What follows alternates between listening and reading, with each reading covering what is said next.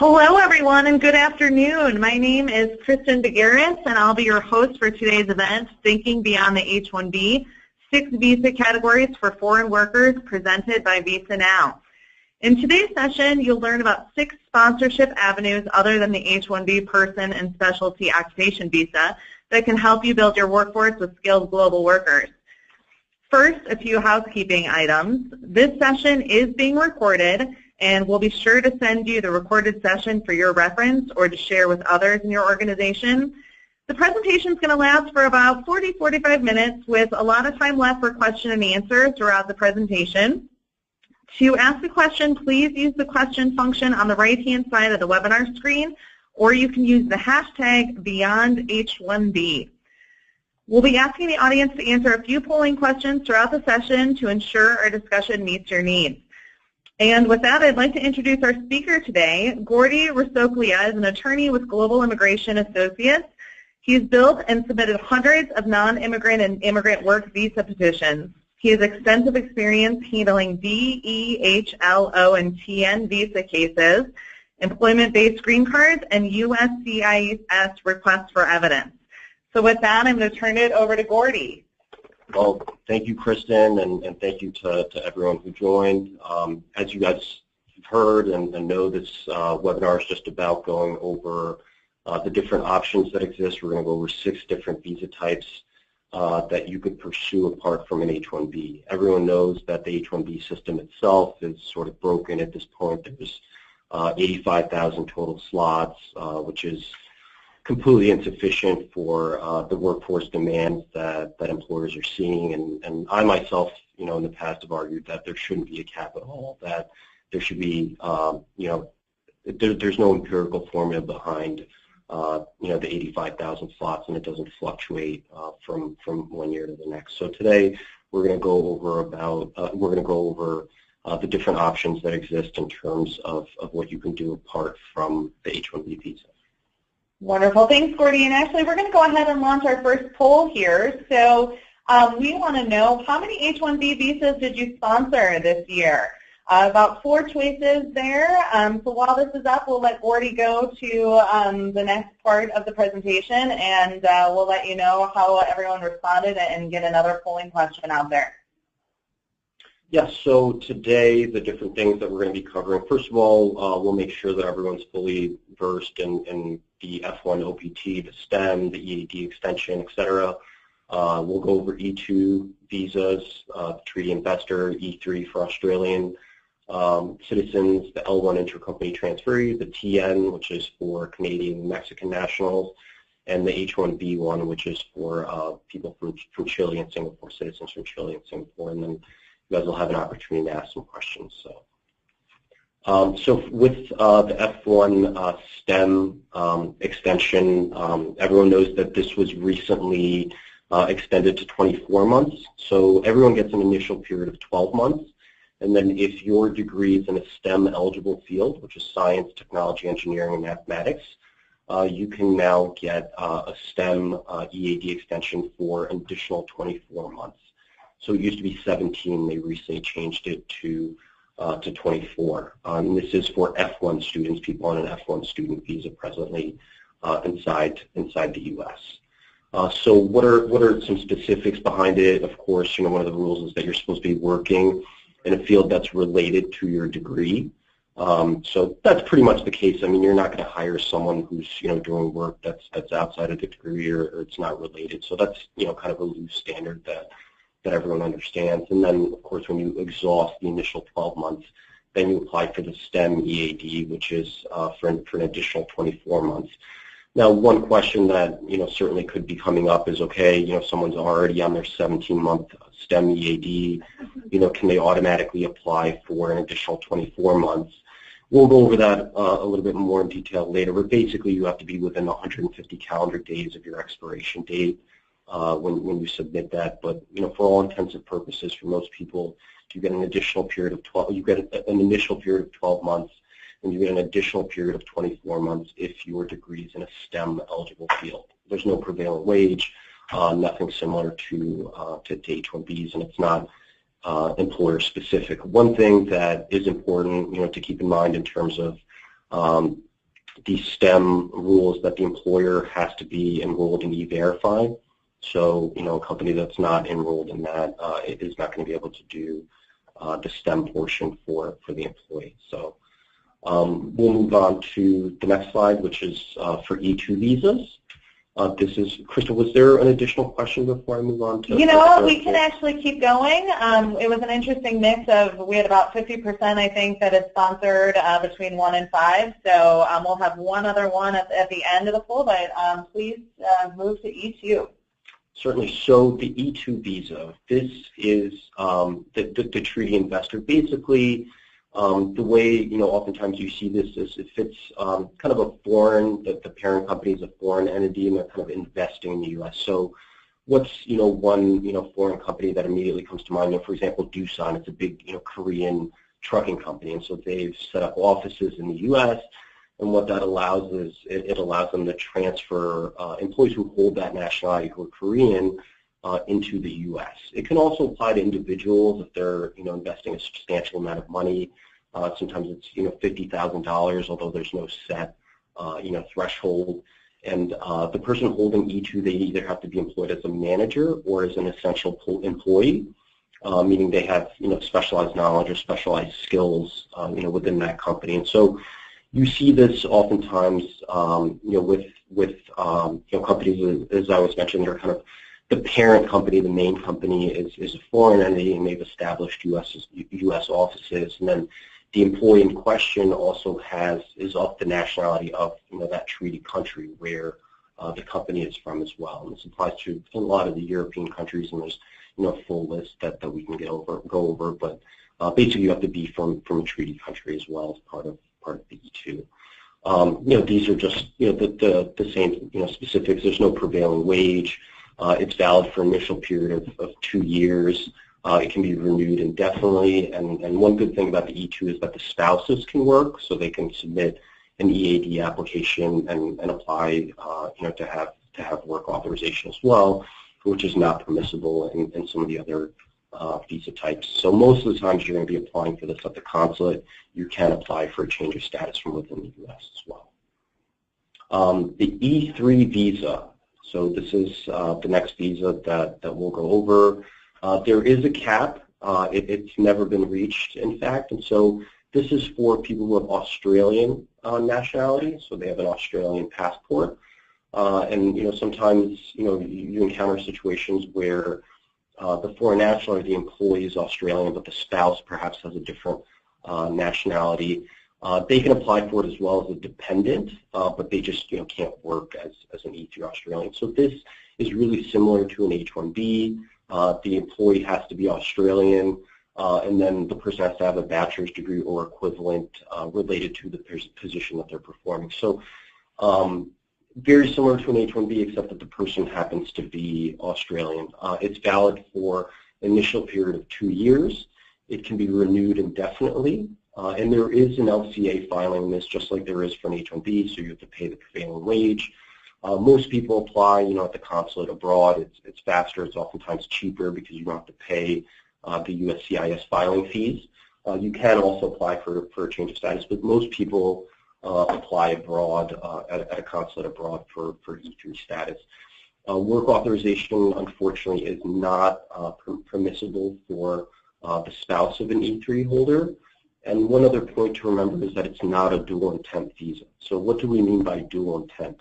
So certain visa types are dual intent in the sense that it's okay to be sponsored for a green card while you hold that visa. So an L1 and H-1B, those are considered dual intent. An F1, E3, some of the other visa types are not dual intent. That means that it's problematic if someone is trying to enter the U.S. in F1 status or an E3 status, and there's record of them being sponsored for a green card. The border officer might say, wait a minute, I can't let you enter as an E3 or as an F1. There's record here of you being sponsored for a green card. This is not a dual intent visa.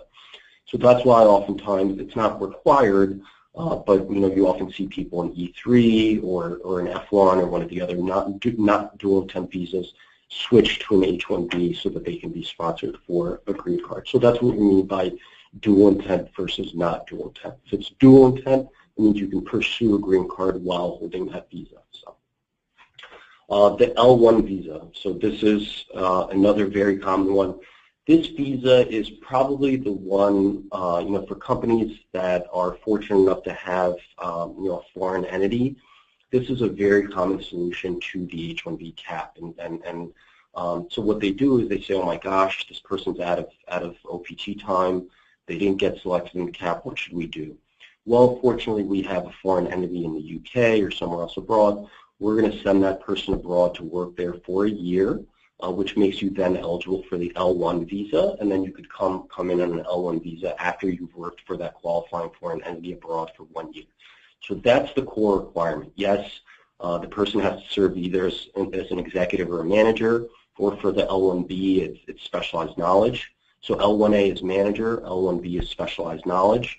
But the key core requirement is, has that person worked for the foreign entity, a qualifying foreign entity that's related to the U.S. companies as an affiliate, a parent company, a branch, etc., for 1 continuous year out of the last 3 years before applying. So that's a pretty common solution. Okay, this person's maxed out their time. We're going to send them abroad to work for a foreign entity for a year, and then we're going to bring them back in on the L. L, just like an H-1B, it is dual intent, completely fine, to be sponsored for a green card. And then certain companies, certain large companies, they can also do a blanket petition. So what are the requirements in terms of a blanket petition, and which companies are eligible to do that? Basically, the company has to have 3 or more domestic or foreign branches. So for example, if there's a U.S. entity, and then there's a U.K. entity, and then a Brazilian entity. That's 3 entities right there. So that's one of the requirements. The U.S. company and any related companies inside the U.S. have annual sales of 25 million or more, or the U.S. workforce has 1,000 or more employees. So if it's kind of a bigger company that has multiple branches like that abroad, they can apply for a blanket L, and that just is basically a much easier and faster way of getting people into the U.S. on an L visa rather than applying through USCIS. So with an L blanket petition, the people get to apply directly at the consulate. They don't need to file anything with USCIS. They just show up and say, hi, I have an L blanket approval notice. I'm here to apply for an L visa, and then they go ahead and apply. So oftentimes, that's applicable to large, to larger companies that meet those requirements that I went over. The specifics in terms of an L visa, the L1B is valid for 5 years. The L1A is valid for 7. So what oftentimes happens is that someone's sponsored for an L1B visa. They max out their 5 years, but during that time they've been promoted to a managerial role. So it's completely fine to change from an L1B to an L1A to get those additional 2 years. So let's say you do 4 years in L1B, but now you've been promoted to manager, then you can get the additional 3 years to get the 7 on an L1A, and that's a very common scenario in terms of what happens.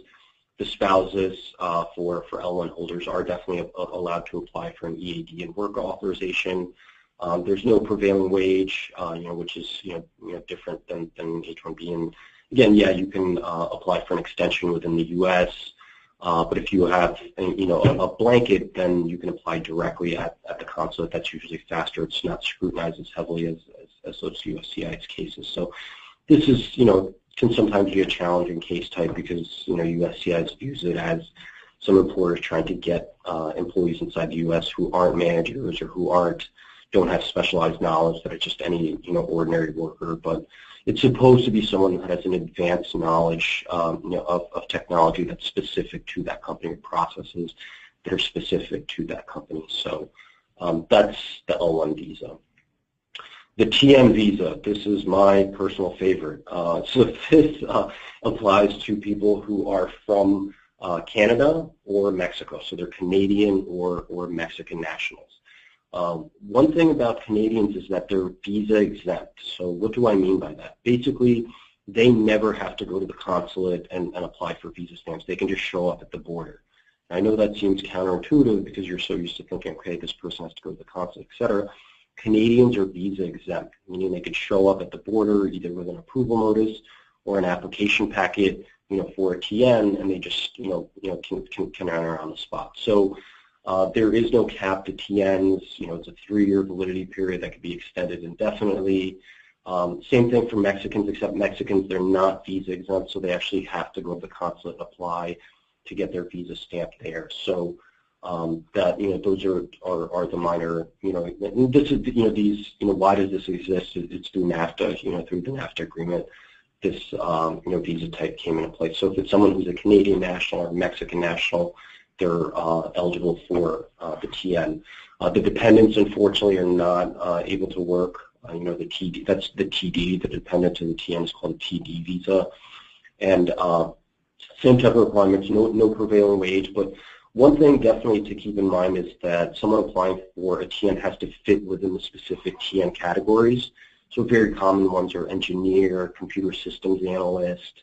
So those are, software engineer can oftentimes go under engineer as well. So it can't just be, someone doing, anything, So a lot of times they look at the person's degree, if someone, finance, for example, someone can apply as an accountant, for example, that's a very common one. There's management consultant, if someone's working as an independent contractor, for example. But the key thing here to remember, obviously, is if the person that you want to sponsor is either Canadian or Mexican, there are options for that person, very, credible options beyond the H-1B. The H-1B visa, so this is specific to people from Chile and Singapore. Again, it's very similar, almost exactly the same. The requirements are almost exactly the same as what you see for a typical H-1B. The only difference is that, again, it's someone who's a citizen of Chile or Singapore. Same type of requirement as an H-1B, have a bachelor's degree or equivalent, and becoming, to enter the work, to enter the U.S. to work in that field. So that's, one thing to remember for H-1Bs. It's not just that the position requires a bachelor's degree, is that it has to be in a field that's directly related to the offered position. So, someone applying for a computer-related position has a degree in, culinary arts or something like that. That's not consistent, that wouldn't work. So, we're supposed to get like a mixed evaluation for that person where they combine, education and experience to see if we can come up with a field of study that's more closely related to computer science or engineering or, what that person does. So for these, it's a 12-month validity period. Same thing, not dual intent, which seems odd. The H-1B itself is dual intent. Why is the H-1B one not dual intent? That's just a rule, that exists, for this, category. People have sometimes had those problems, not as much with TN, but, with H-1B1, we do see that sometimes that, people have been on H-1B1 for like 5-6 years, say, wait a minute, you've been in the U.S. for all this time, you're starting to develop immigrant intent. Well, certainly you want to be sponsored for a green card, et cetera. So that does happen from time to time. So it is important, if you hold, if you have an employee in really any of these categories and you see that they've been working for you for a long time, apart from asking questions like, should we sponsor this person for a green card, you can also, check, okay, guys, should we, switch this person to a different visa type where they wouldn't have issues over intent, et cetera. So if you're having someone who's been working for you in the U.S. for a long period of time, you definitely want to be mindful, okay, what are the next steps? Like, do we, need to sponsor this person for a green card, switch them to a different visa type? What's going on? Let me check with my attorneys and figure out what's going on. There is a prevailing wage, there's a labor conditions application the same way that there is for an H-1B visa. You can apply for a change of status from within the U.S. Premium processing is not available in H-1B1 cases, unfortunately, or what most people do is they apply directly at the consulate abroad. So that's an important distinction. You might be wondering, like, okay, I've heard a lot today about, I can apply directly at you through the consulate, or they can apply through USCIS. What's the difference? Oftentimes it's the speed. So rather than getting the approval through USCIS and then using that approval to go to a consulate and pick up a visa, you're applying directly at the consulate. There's also no USCIS filing fees, so that obviously saves time and money, and it's a good basis for applying for directly at the consulate and in terms of saving time.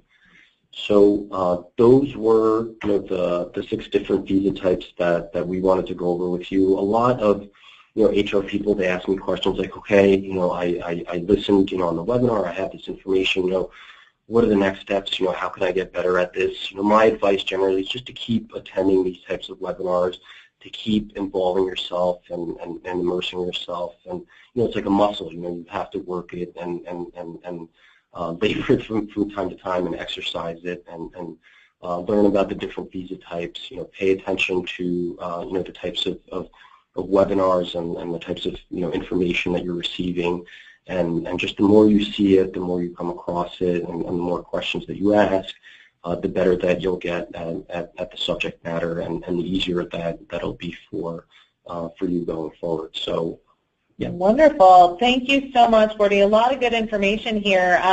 We have definitely some time for questions, so I'm going to go through here, Gordy, and some of these things you might have actually answered during the course of the presentation, but just want to make sure that people that might have dialed in late or just didn't hear or might have missed it, that we get to these questions, because there's a lot of good ones. So we're going to start with, can someone in the opt extension period apply for the green card? Yes. Okay, so that is a very common misconception that a lot of people think, okay, to sponsor someone for a green card, the person has to be on a work visa, they have to be on an H-1B. No, you can sponsor anyone for a green card at any time. The person can be abroad, they don't even have to be working for you. A green card case is an offer of future employment.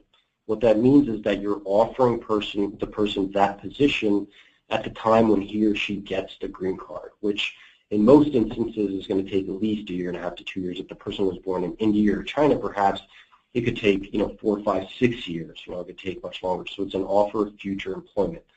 Now, one thing to be mindful of, and that's a common solution. So, okay, this person has maxed out their OPT time, or we're really worried about getting this person selected in the CAP, but what can we do for for this person? They're born in Europe, so they'd have a pretty quick shot at getting a green card. You could sponsor that person for a green card right away, and basically create a situation where they could potentially receive a green card within 1.5 years, if not even less time than that. So the thing to be mindful of, and it's important for the attorneys, of course, work with the foreign national on that, is that F1 is not dual intent.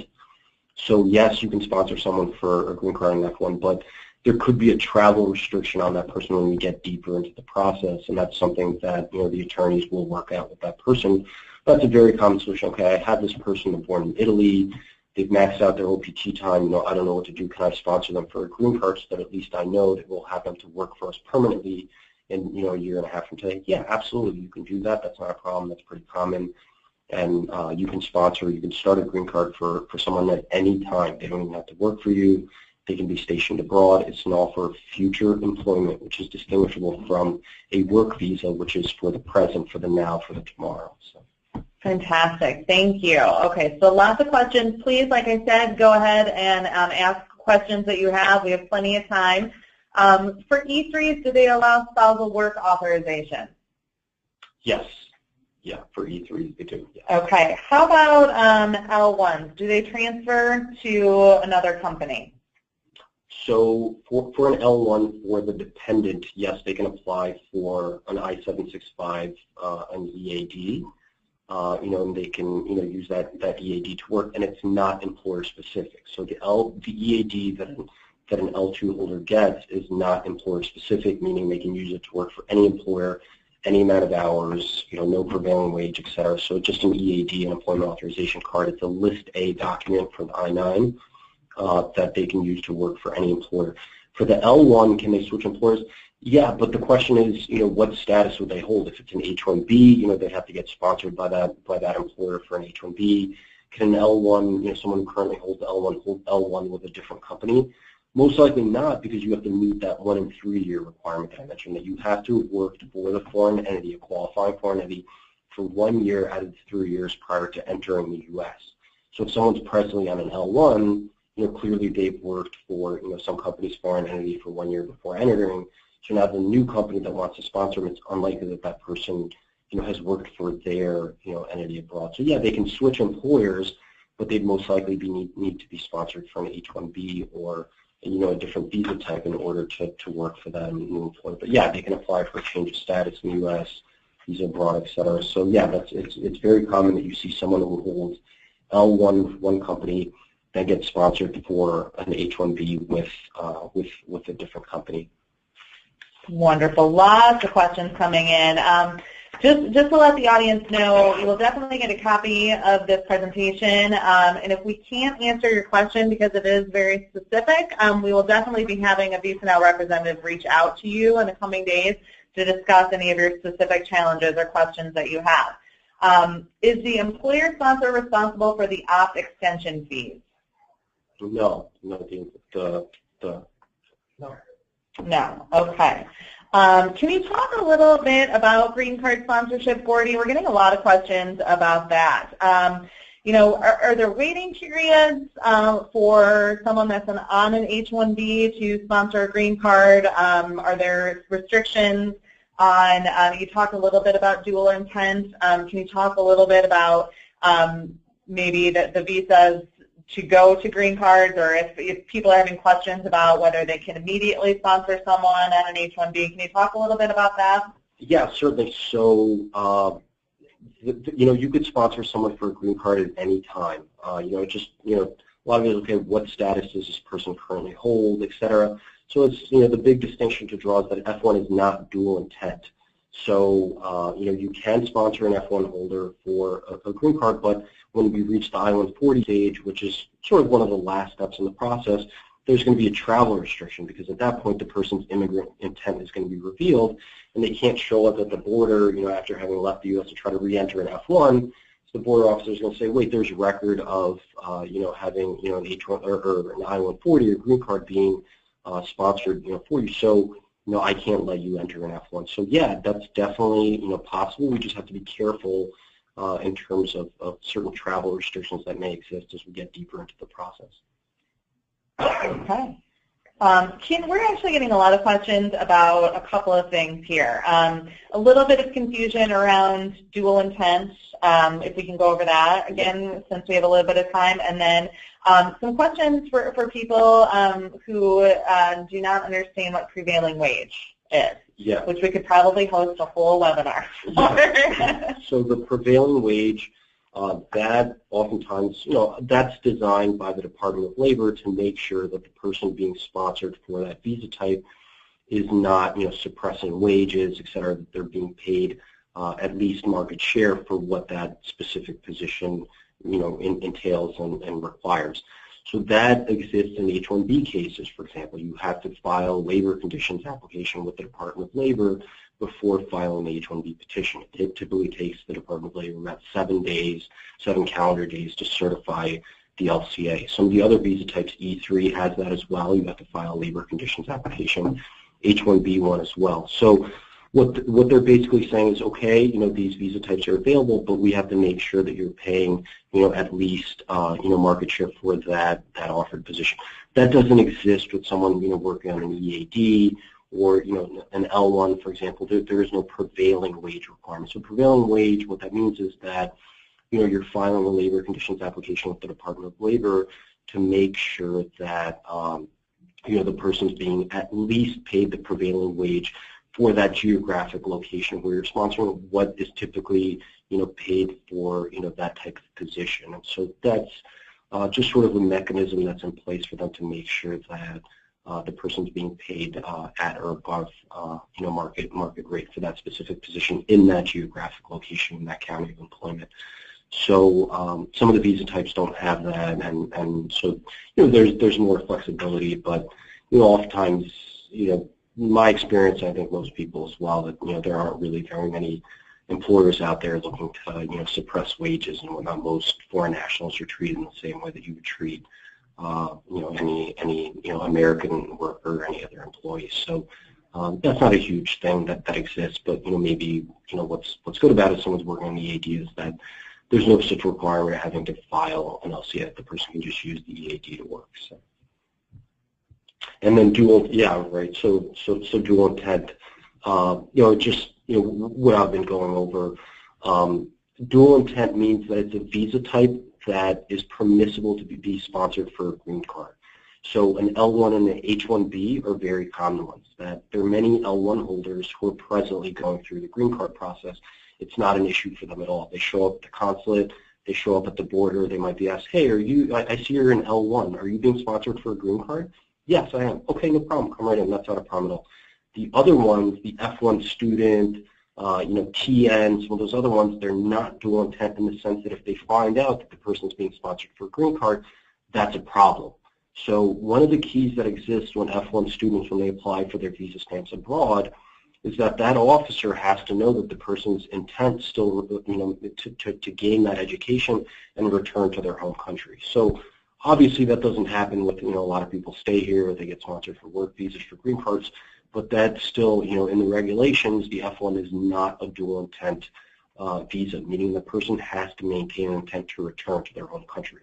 So someone, and this goes, ties into what I'm speaking about, someone being sponsored for a green card who's on an F1, if there's record, that the border officer sees, okay, they're being sponsored for a green card, that may be a problem. So if you're doing that, if you're sponsoring someone for a green card who's not on a dual intent visa, first of all, the attorneys will pick that up in the beginning because, when we get the documents, say, okay, what status is this person in, then we'll warn the person, we'll talk to them, and basically what exists is there'll be a travel restriction when we get deeper into the green card process where they have to wait until their advanced parole is approved, and then they can use that to travel. So it's fine. Many people do it. There just is going to be a travel restriction at when we get deeper into the green card process, and we'll coordinate with the foreign national on that as we progress the case. So. Fantastic. Thank you, Gordy. Lots of questions coming in. Keep them coming. Gordy, so do Singapore and Chile nationals, do they go to another consulate, or do they have to go to Chile and Singapore, or can they go to, for instance, Paris or Toronto? Yeah, they can go. So those are the rules that they can actually go anywhere. And you might think, okay, someone who's a Mexican national, they're being sponsored for a TN. Do they have to apply in Mexico, or can they apply? No, they can actually apply. The Department of State says any consulate is available. But the recommendation usually is to apply at a consulate that's more familiar with these types of cases. So if it's a Mexican foreign national, it's recommended that they go ahead and apply in Mexico. Can they apply for the TN in Chile or Argentina? Yeah, they can. They can go to U.S. But usually those might not be as familiar with those case types. Maybe there'll be a problem. So if it's possible, just in general, what we recommend for foreign nationals, whether it's H-1B, TN, et cetera, to apply in their home countries, in case they get stuck, that they want to do a security check, the consulate wants to do a security check on that person. It's usually best to be in your home country where you don't have to worry, like, okay, I'm in Canada, but my visa for Canada, is expiring, is this going to be a problem, et cetera. So most of the times when people are asking those questions, like, okay, where is the safest place for me to apply? It's in your home country generally. You're a citizen of that country, you don't have to worry about anything else.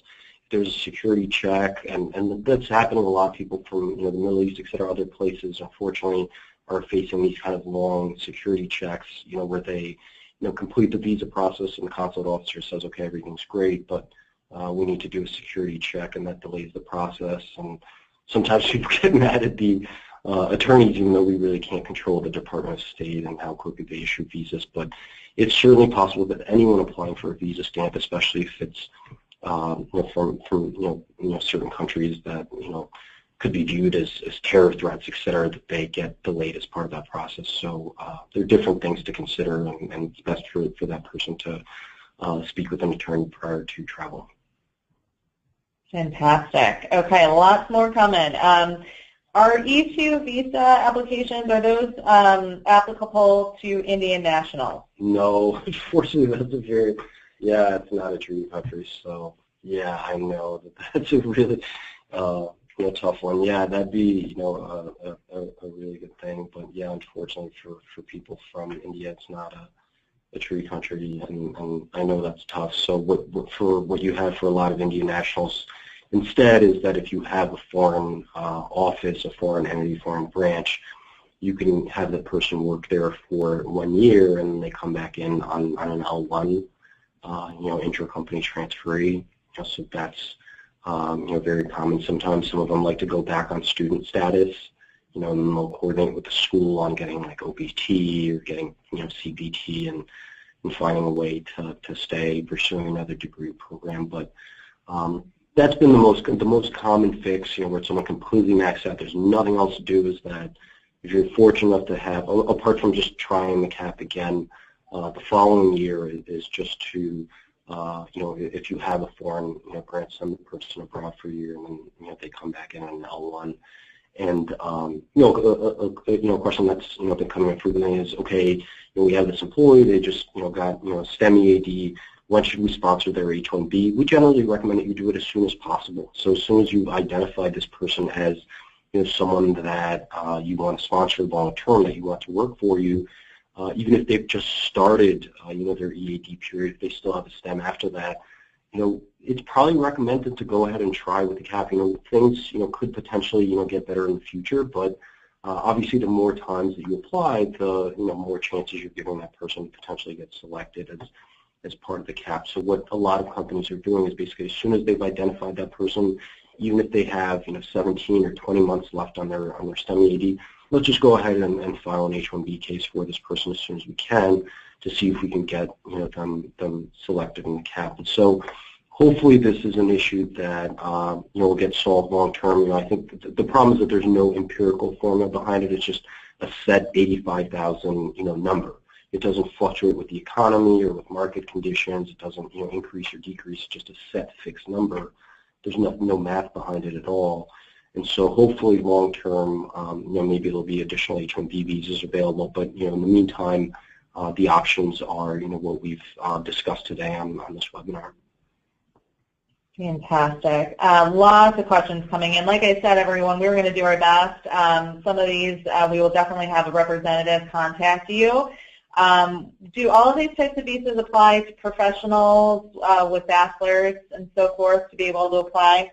Most of them, look, there are a lot of people who get sponsored for these work visas that don't have a bachelor's degree. So first of all, it's not just that you have a bachelor's degree. It's supposed to be related to the specific position that you're performing. So, the example that I was using, someone with, a bachelor's degree in forestry, for example, that probably doesn't make much sense if they're doing a computer science related, so your degree is supposed to be related to the position. Now, there are oftentimes people who don't have bachelor's degrees. So what do you do in those kinds of situations? You get a mixed evaluation, so that you combine the person's experience and education to get a bachelor's degree equivalent. So this person, they completed a high school degree, but they have 32 years of experience in IT. Well, we can get an education evaluator, professor. Usually 12 years of experience is viewed as being equivalent to a bachelor's degree. So 3 years of experience is equal to 1 year of college level credit. So if the person has 12 or more years of experience, they probably have a bachelor's degree equivalent, and that makes them eligible for different visa types. Usually the stronger cases are where the person does actually have a bachelor's degree, but we definitely see a lot of cases where you have to use a mixed evaluation in order to find that the person has a bachelor's degree equivalent, and that in turn makes them eligible for some of these work visas. Okay, great. We are getting some H-1B1 questions, so I thought I would combine a couple. Does H-1B1 need LCA? And there is another one here. Does it normally reach its cap?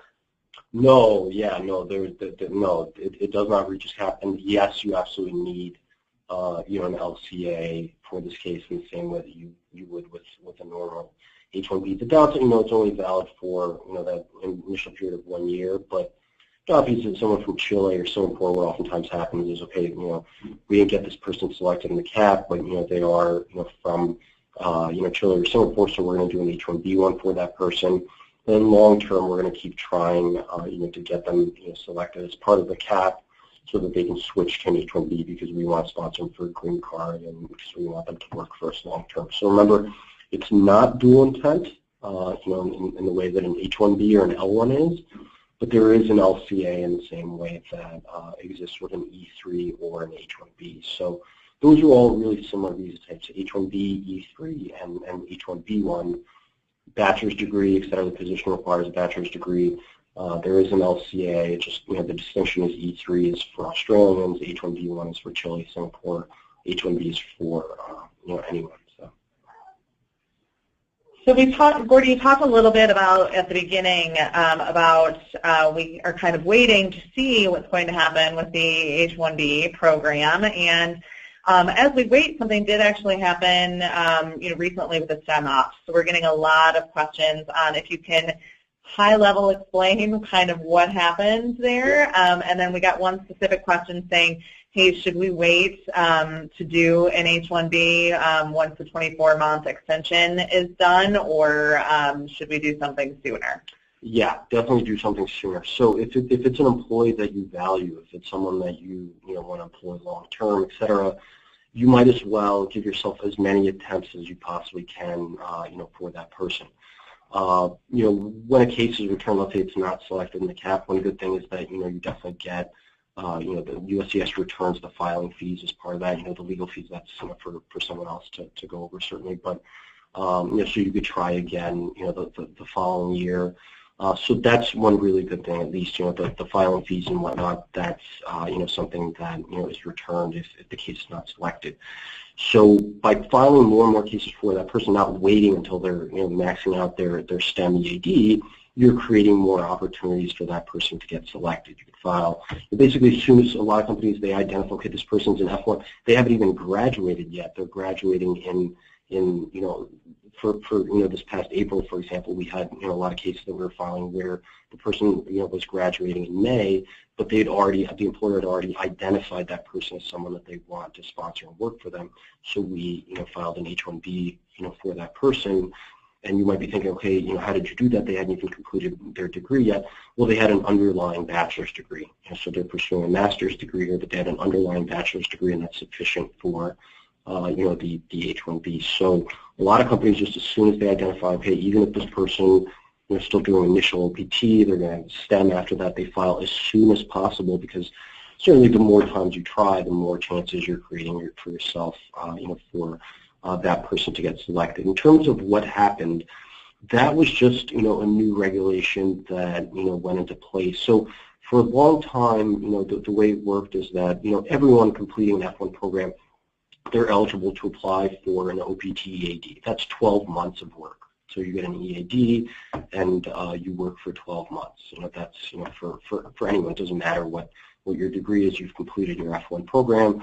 You get to apply for an OPT EAD card. If you have a degree in one of those STEM fields, engineering, computer science, mathematics, science, those types of things, you could then apply for a 17-month STEM EAD. And one question is, okay, can someone, let's say they're close to their initial EAD expiring, they file the STEM extension, can they work while the STEM is pending? Yes, they can work beyond the expiration date of the EAD while the STEM is pending. So it used to be initial period of 12 months for everyone, 17 months additional for people who have a degree in those STEM fields. They now extend that to 24 months. So you get your initial 12, and you get 24 months on top of that. That's a long time. I mean, so we're talking someone potentially 3 years of work on EAD. So a lot of opportunities to get that person on the CAP, to try the CAP multiple times. Now, the people who are slightly maybe in limbo are the person who, when this was passed, they were already on their STEM EAD. So let's say they're very close, they're only like a couple months away from their STEM EAD, their 17-month STEM EAD expiring, but now it's been extended to 24 months.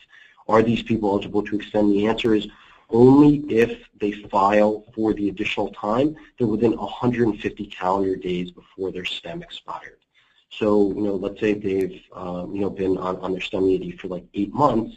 Clearly, they're still more than 150 days away from the 17-month mark, so they can apply for the additional, 7 months to get them to 24. So that's kind of, what's happened. Basically, the rule is that it used to be 17 additional months for someone with a STEM degree. Now it's 24 months instead, so they've given them an additional 7 months. Yeah. Okay.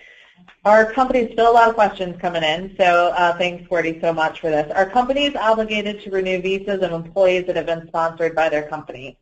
No, there's no obligation to sponsor anyone, for work visa. There's no obligation to sponsor anyone for a green card.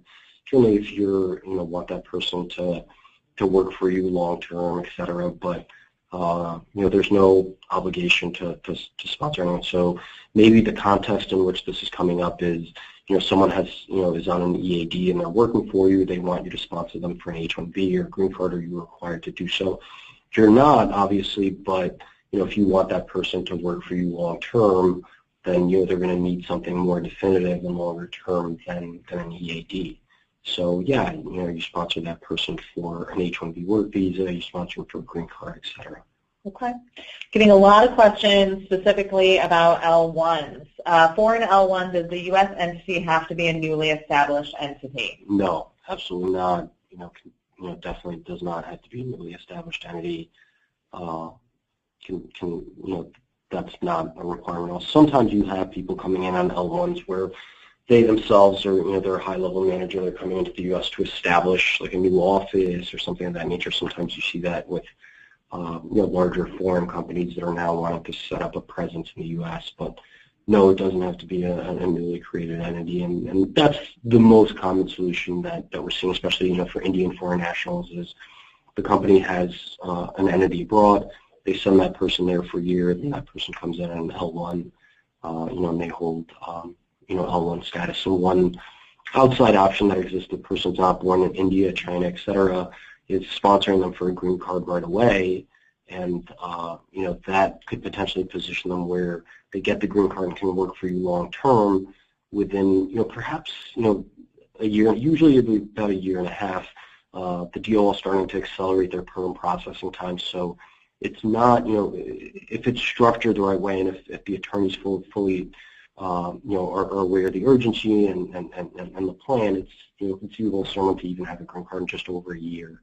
Potentially if everything goes according to plan and everything works really quickly. So that's one outside option there. Let's just sponsor this person for a green card right away.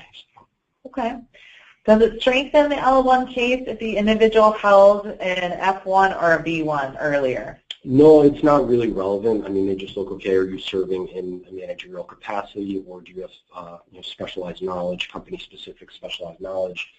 What you did prior to that, maybe it can help show your qualifications, but if you've entered on a visitor visa or an F1, it doesn't disqualify you from the L1. Certainly, just you're honest. If you're asked those kinds of questions, like, hey, you've been sponsored for an F1, have you been? You just answer truthfully. But the core elements they look at for an L1A is the person serving in a managerial capacity.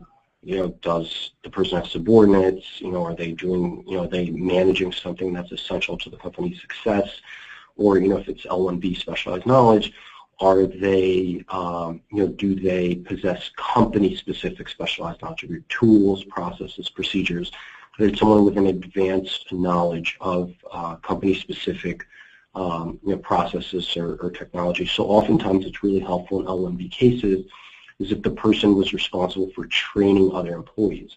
Obviously, if it's someone who's entrusted with training other employees, then that person has an advanced level of company-specific specialized knowledge. That's exactly why you're entrusting that person with training other people.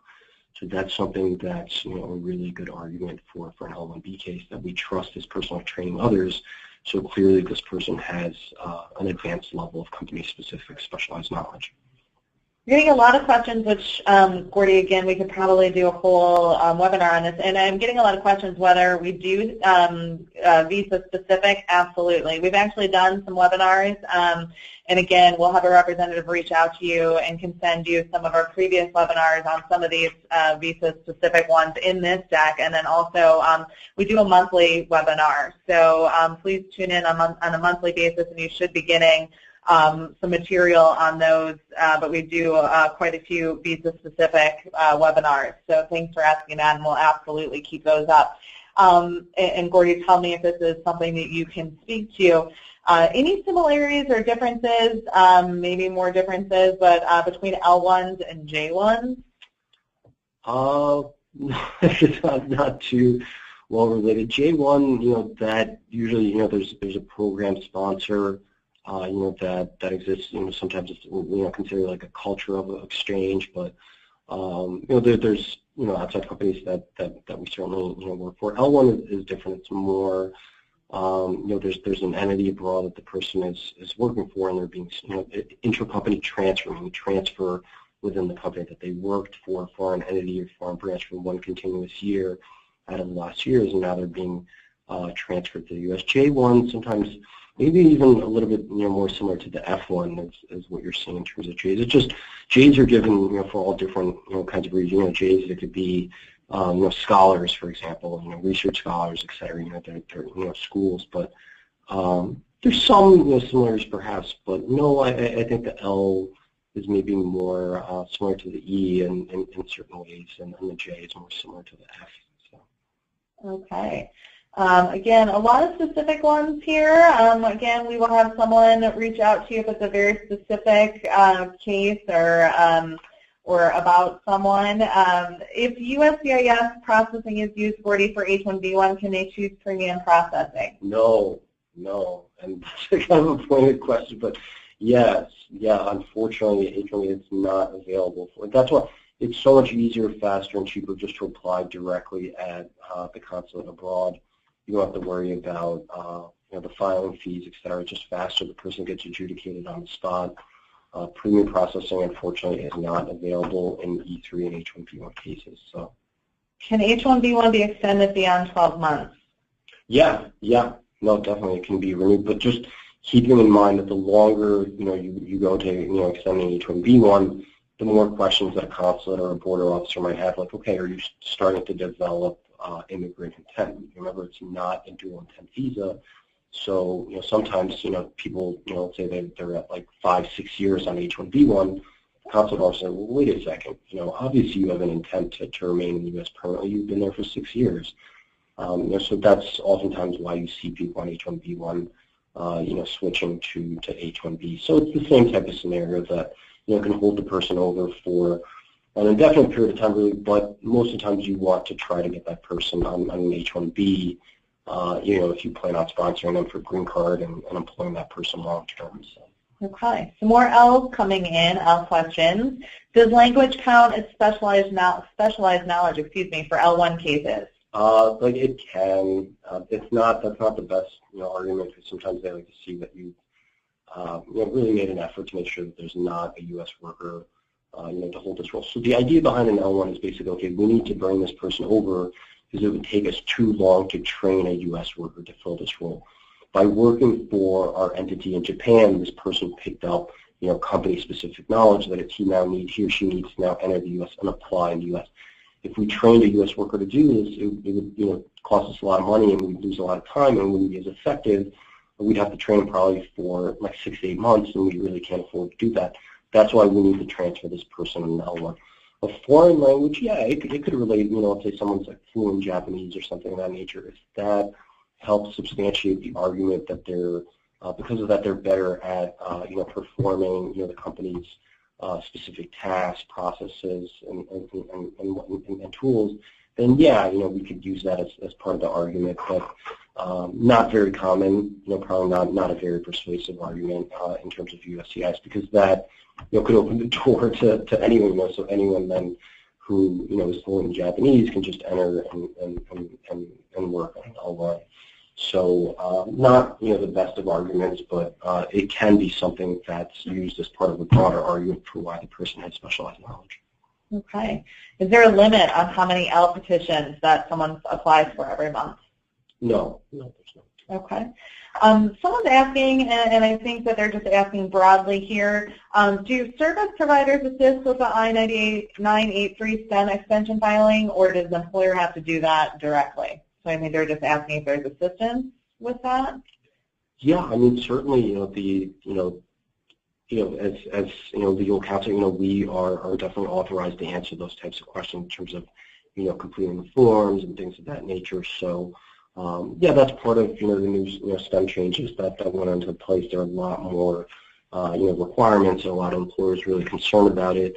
Our experience, with everything is just do the right thing. You just forward, okay, this is what the person's doing, et cetera. So that was sort of the compromise, that was struck, that, okay, we'll extend it to 24 months, but, we're going to put some, additional, restrictions on this in terms of what the employer needs to do to make sure that everything is compliant. But absolutely, legal counsel can help you with that process, and I receive many questions about that in terms of, hey, what should we do for this? Well, but remember that the school is also involved, so the person is still technically in F1 status, so the school's involved as they're helping the person with the application, et cetera. They're still technically in F1 and associated with the school, during, this time. So definitely something to be aware of. Okay.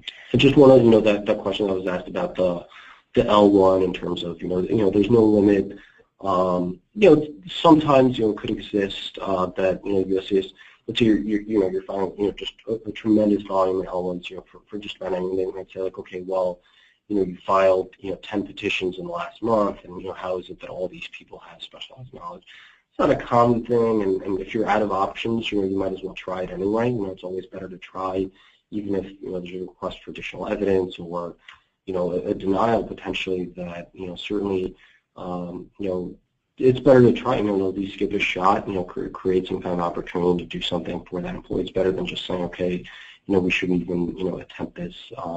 But yeah, it's possible that, if there's a huge volume of Ls coming through, all of a sudden for a certain company that USC is, okay, is it possible that all these people really do have specialized knowledge? But unlikely, extremely unlikely for something like that to happen. Okay. I think we're going to do one more because I think this is still being asked, and I just want you to reiterate it, Gordy, for those that are thinking about green card sponsorship. Can you talk a little bit? So this one specifically is, how soon can we do green card sponsorship for someone who moves to the U.S. on an L1A? Right away. Okay, so if it's the person on an L1A, they most likely qualify for the EB1 multinational manager visa. So that's one where there's not even a perm process. We don't have to run any newspaper ads to show an absence of U.S. workers. Most people who hold an L1A, they qualify for the multinational manager EB1 route. Immigrant visa is immediately available. We can actually file the I-45, the adjustment of status, alongside the I-140, which is the immigrant petition that the employer filed, and they're eligible right away. So there's no perm process, no filing a prevailing wage determination with the Department of Labor, no running a job order, newspaper ads, any of those costs. So a lot of people, and again, it's not how soon you could, the person that you plan to sponsor, they could even be living abroad. So again, a green card is an offer of future employment, meaning when they get the actual green card is when you expect the person to be employed in that role. So oftentimes we have these really high-level managers that, yeah, they're being sponsored for an L1A, but they want a green card right away. So we actually start the green card case and could even potentially file it before the person has even entered the U.S. So green card is an offer of future employment. So all that matters is what that person's doing when they get the actual green card. They don't have to presently work for you. They can be abroad.